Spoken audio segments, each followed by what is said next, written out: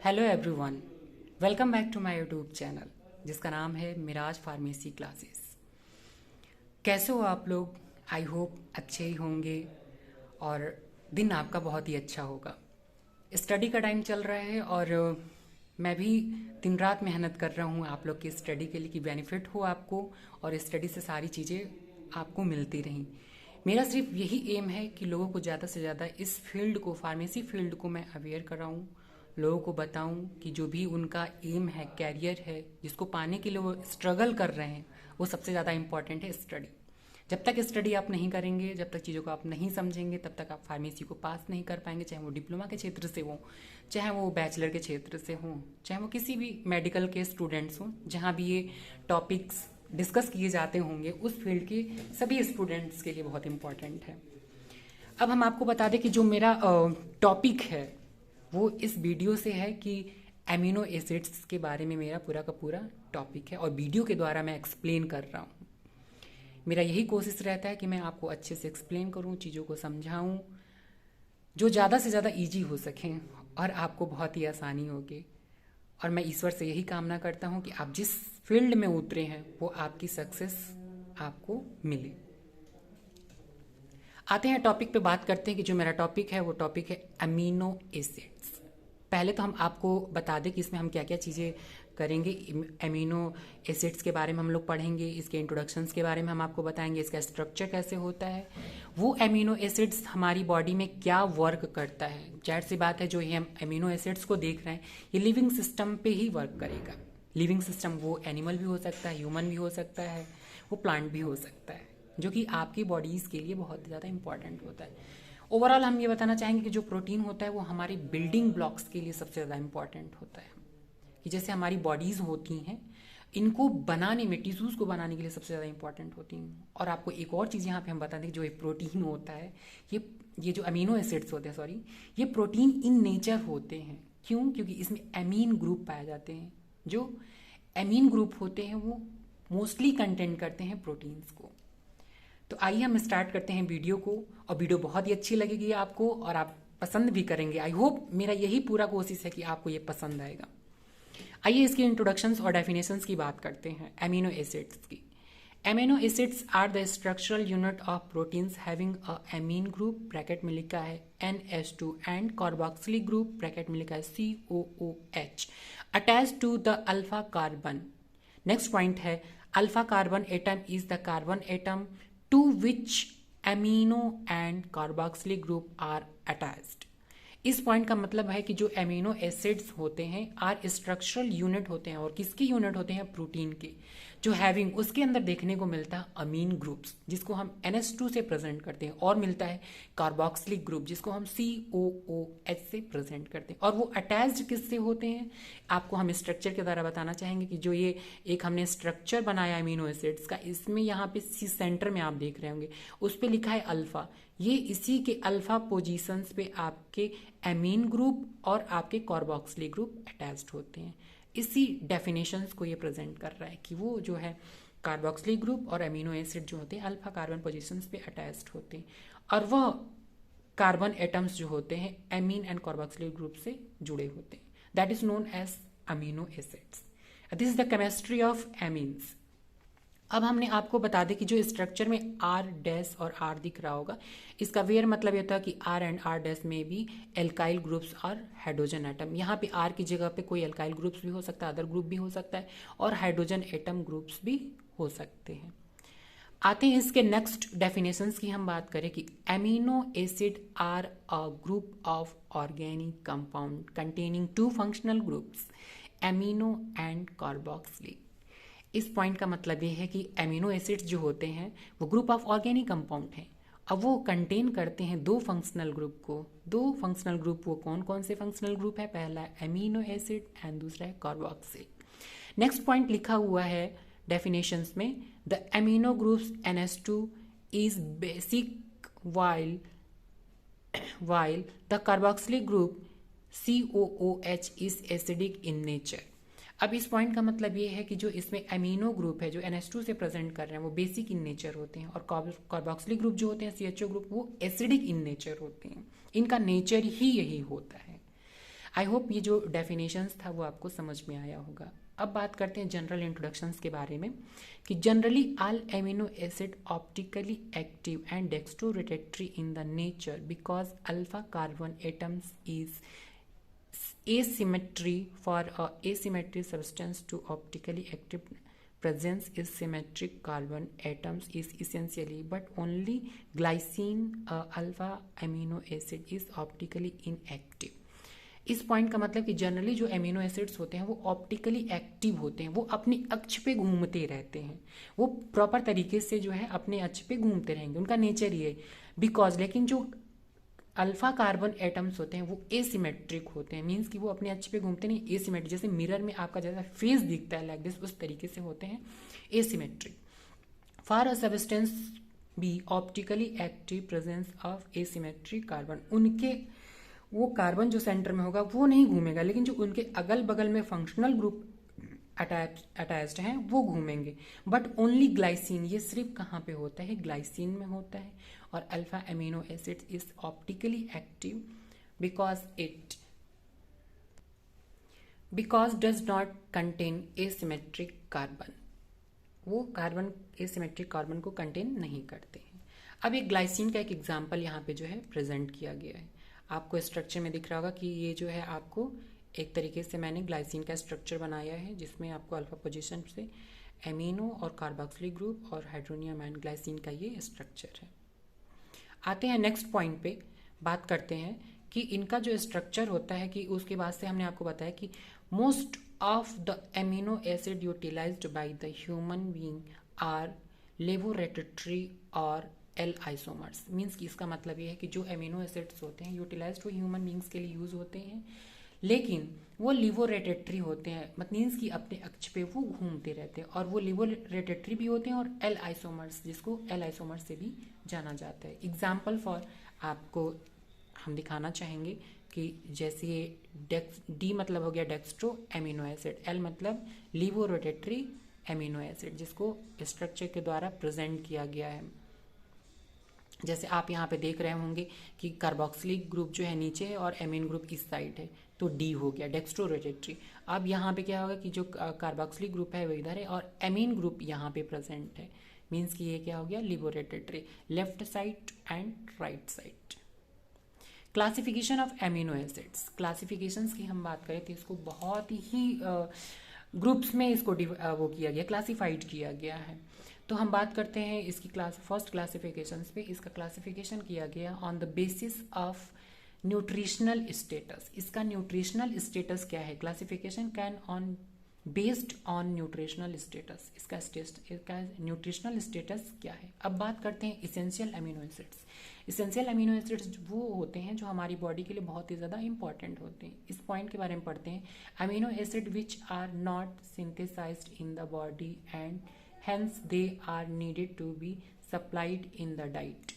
ये जो amino acids होते हैं इसको हम सिंथेसाइज नहीं करते हैं, या हमारी बॉडी सिंथेसाइज नहीं करती है, बट लेकिन ये हमारी बॉडी के लिए बहुत ही ज़्यादा नीडेड होते हैं और to be supplied in the diet. और ये हम कहाँ से मिलते हैं, हमको डाइट के द्वारा ही हमें ये सप्लाइड होते हैं। Such amino acids are called as essential amino acid, और ऐसे ही एमिनो एसिड्स कहलाते हैं essential amino acids. Example lysine, isoleucine, tryptophan, phenyl, alanine, valine etcetera. बात करते हैं non essential amino acids. The amino acids which are synthesized in the body are called as non essential amino acids. ऐसे amino acids जो हमारी body क्या करती है, synthesized करती है, उसको हम लोग कहते हैं non essential amino acids. Since synthesized in the body, these are not needed to be given in the diet। ये जो हमारी सिंथेसाइज हो रही है बॉडी में, लेकिन वो हमारे लिए नीडेड नहीं है। Example for proline etcetera. अब बात करते हैं हम classification on the basis of nature of the solution and structure. अब जो वो एमिनो एसिड्स जिनका क्लासिफिकेशन हम लोग पढ़ रहे हैं वो हमारी बॉडी के लिए इम्पॉर्टेंट है, और उनका नेचर कैसा है, उसका सॉल्यूशंस कैसा है, वो घुलते कैसे हैं, उनका स्ट्रक्चर देखने में वो है कैसे, इस तरीके। तो एसिडिक अमीनो एसिड्स आते हैं, जिसमें इसका एस्पार्टिक एसिड का स्ट्रक्चर आप देख रहे होंगे, ये एस्पार्टिक एसिड का आता है। Basic amino acid, acidic amino acid, basic acidic acid और न्यूट्रल अमीनो एसिड, 3 प्रकार के जो हैं इनके अंदर ये देखने को मिलते हैं। ये किस पे क्लासिफिकेशन है? Classification based on the nature, solution and the structure. Next class आता है सल्फर कंटेनिंग अमीनो एसिड्स। कुछ ऐसे अमीनो एसिड्स होते हैं जो सल्फर को कंटेन करते हैं, जो कि आप स्ट्रक्चर देख रहे होंगे सिस्लीन का, उसमें हमने लिखा है। उसके बाद से मेथोनिन में भी आप देख सकते हैं कि मैंने सल्फर ग्रुप को यहाँ पे प्रेजेंट किया। कुछ आते हैं एलिफैटिक अमीनो एसिड्स, जिसका एग्जाम्पल होता है सेरिनीन, जो इसका स्ट्रक्चर ऐसे फॉर्म होता है।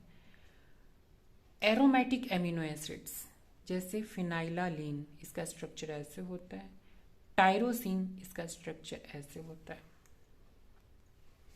बात करते हैं हेट्रोसाइक्लिक अमीनो एसिड्स, जिसका एग्जाम्पल होता है प्रोलीन, जो इसमें मैंने ये स्ट्रक्चर बनाया है। दूसरा होता है ट्रेप्टोफेन, जिसका स्ट्रक्चर ऐसे प्रेजेंट किया जाता है।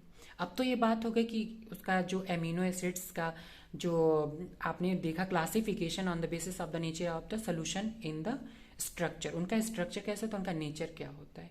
अब हम बात करते हैं chemical test for amino acids. जिस भी वेजिटेबल्स की बात करें या कंटेंट की बात करें जहाँ पे अमीनो एसिड प्रेजेंट होगा, उसको कैसे हम आइडेंटिफाई करेंगे, तो कैसे हम पहचानेंगे, तो इसको हम लैब में पहचानेंगे, और क्या क्या सैंपल्स की ज़रूरत पड़ेगी, क्या क्या केमिकल्स की ज़रूरत पड़ेगी, उसको हम लोग देखते हैं। इसमें पहला टेस्ट आता है मिलान्स टेस्ट।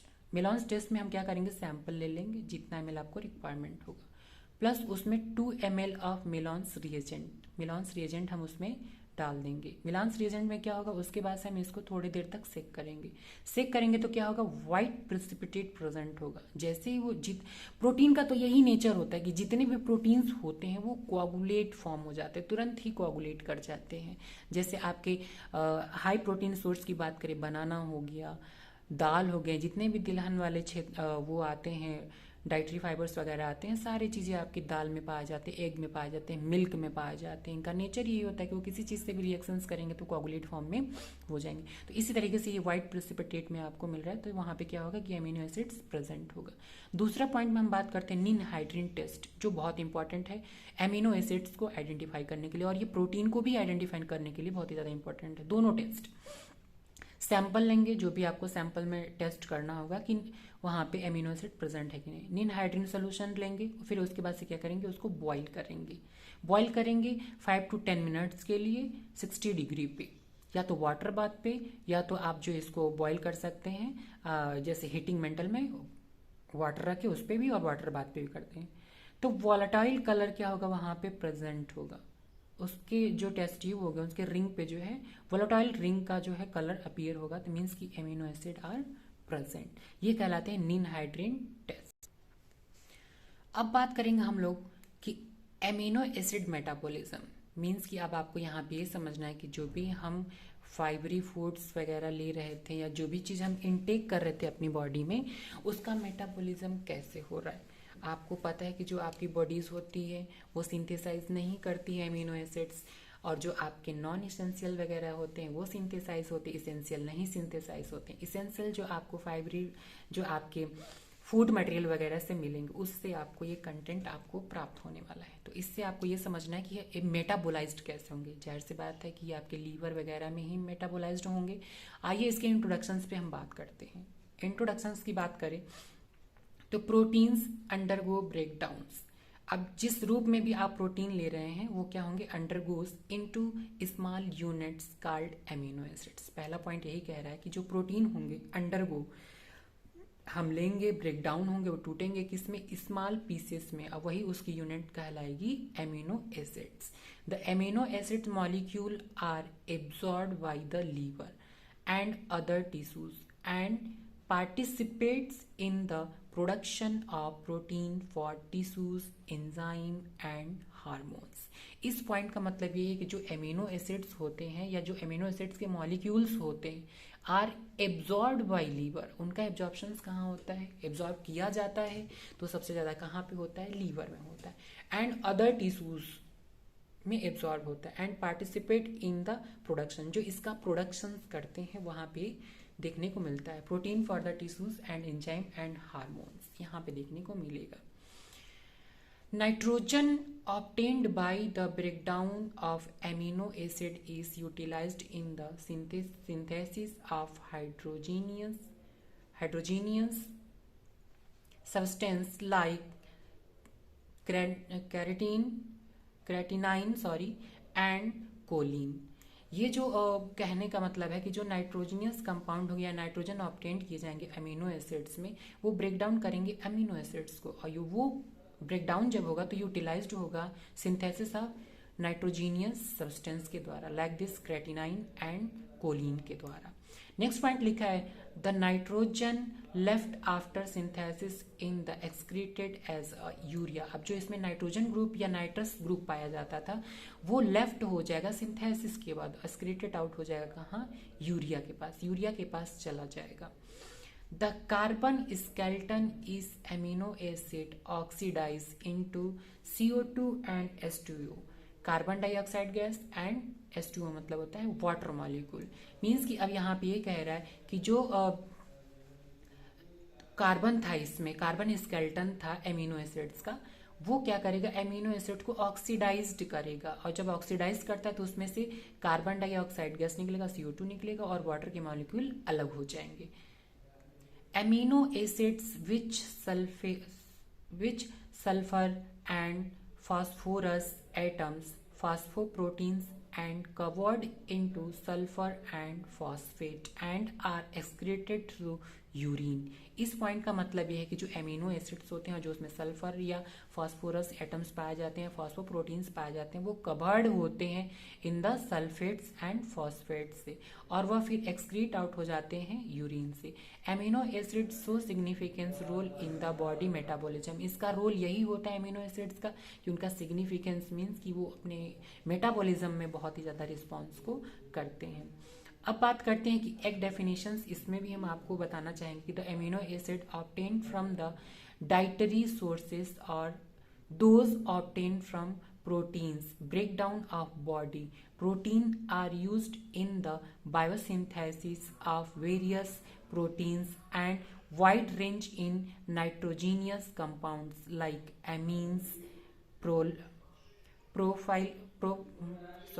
प्रोफाइलिन्स creatinines etcetera. इसका मतलब ये है कि जो एमिनो एसिड्स होते हैं वो पाए जाते हैं किस फॉर्म में, डाइटरी सोर्स में, जो हम लोग खाना पीना करते हैं उसमें सोर्स में ये मिलते हैं। Of those obtained from proteins breakdown, और वो ऑब्टेन्ड होते हैं तो उसके बाद से क्या होते हैं, ब्रेकडाउन होते हैं हमारे बॉडीज के द्वारा, और वो जब ब्रेकडाउन होते हैं तो प्रोटीन के रूप में छोटे छोटे रूप में मिलते हैं। Are used in the biosynthesis, उसके बाद से वो हमारी बायोसिंथेसिस जो प्रोसेस में बॉडी में होती है उस प्रोसेस के द्वारा इनका यूटिलाइजेशन होता है। वेरियस प्रोटीन, बहुत सारे प्रोटीन्स के द्वारा होता है, और वो वहाँ पे वाइडली रेंज में नाइट्रोजनियस कंपाउंड्स पाए जाते हैं, लाइक दिस प्रोफाइलिन और क्रेटिनाइन पाए जाते हैं। अब तो ये बात हो गया कि इसकी कि ये किस तरीके से सिंथेसाइज होंगे, कहाँ पे। अब हम इनकी एक फ्लो डायग्राम के द्वारा जो है हम आपको समझाना चाहेंगे कि जो एमिनो एसिड का मेटाबॉलिज्म है वो कैसे होगा।